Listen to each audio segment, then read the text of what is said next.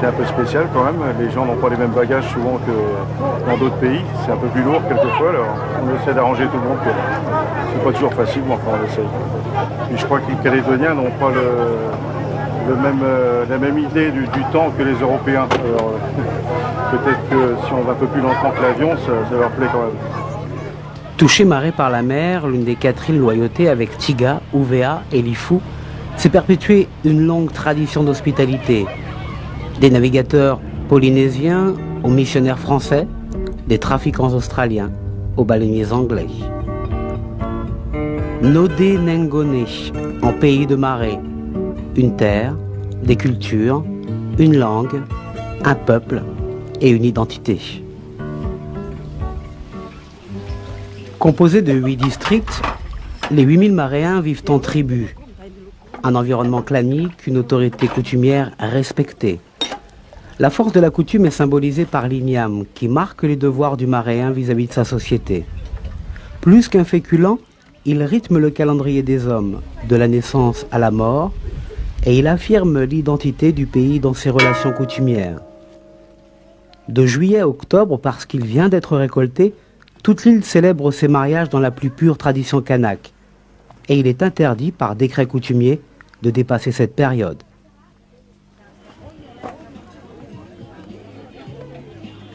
Celui qui est vraiment le Maréen, c'est celui qui a plus d'igname, plus de salade, plus de citrouilles, tout ça. Ça oui, ça c'est un Maréen. Le mariage de marée, c'est un mariage qui est basé sur l'igname. L'igname, c'est l'image du Maréen, c'est l'identité du Maréen. Maintenant encore, à marée, on peut annuler un mariage s'il n'y a pas d'igname. Il n'y a pas d'igname. Ça, c'est ce que j'ai préparé pour le mariage de mon petit frère. C'est pas de l'argent ni quoi que ce soit, c'est l'igname. Hein. Depuis combien de temps, Luther, vous travaillez à ce grenier? 1 an. 1 an.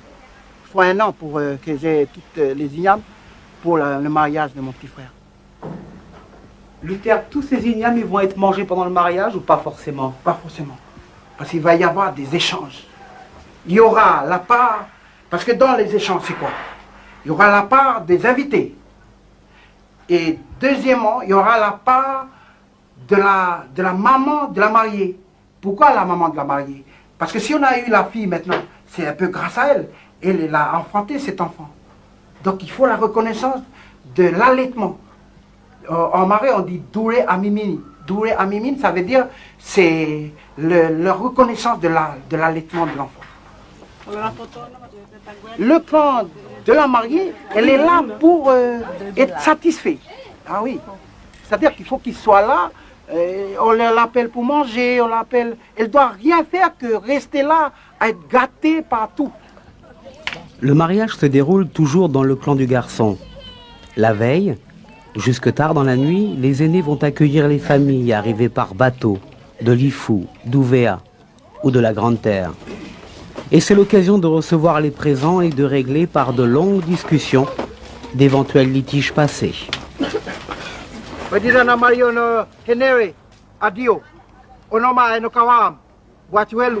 Ne pas assister à un mariage peut être considéré comme un affront, ce qui explique le net ralentissement économique de marée pendant ces 3 mois.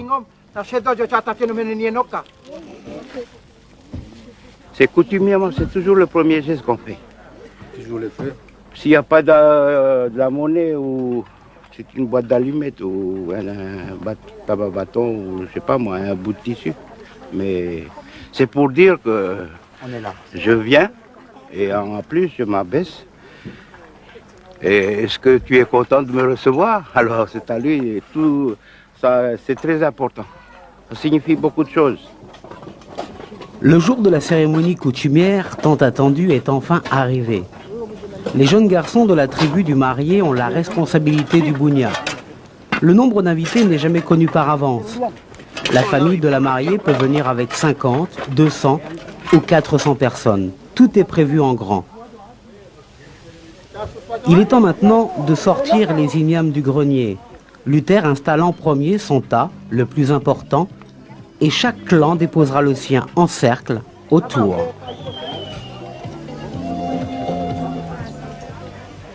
Accompagné d'explications en langue nengone, C'est donc l'arbre généalogique de la famille qui sera ainsi reconstitué sous l'œil attentif des anciens, détenteurs de l'histoire de chaque clan.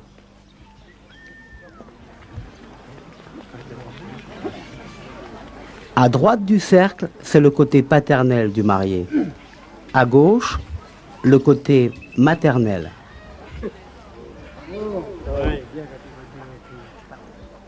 Dans ce cercle ne sont représentés que les garçons. Les filles placeront leur igname plus tard, derrière, sous la protection d'un garçon, son tuteur et celui de ses enfants. À Maré, chaque clan a son rôle, sa hiérarchie et sa place. En Maré, le mariage coutumier, je le traduis en français, mais ici on dit oulé nameneng. Oulé qui veut dire regarder, voir, et nameneng qui veut dire maison. Là, cette coutume-là, ça s'appelle oulé nameneng. Et oulé nameneng, ça veut dire je regarde le jeune marié, regarde qui est dans la même maison que lui. En 2 mots, Adèle, ça a beaucoup changé les mariages ou c'est toujours encore aussi fort que dans le temps? C'est toujours aussi fort dans le temps, bon, avec quelques changements que maintenant, bon, au lieu de faire des échanges entre gens de la terre et gens de la mer, on a l'argent qui est rentré dans la société. C'est plus léger à transporter, donc voilà.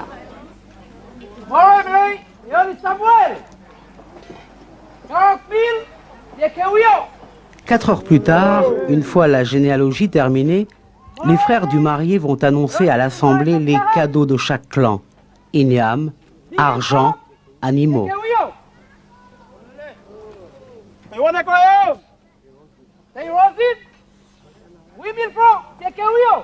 Pour ce mariage, 1 700 000 francs, 8 cochons, une vache, 2 cerfs et un gâteau pour 200 personnes seront offerts.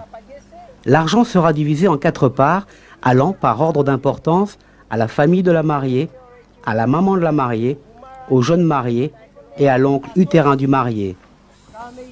Typique de l'île, le Nakassese qui termine le cercle. Il représente la paix, apporte la bénédiction au mariage. Croyance forte, on ne touche jamais le Nakassese, c'est la zone interdite. Le mariage coutumier terminé, la mariée fait maintenant partie du clan de son époux. Elle ne retournera plus jamais chez ses parents et dans son clan. Le lendemain,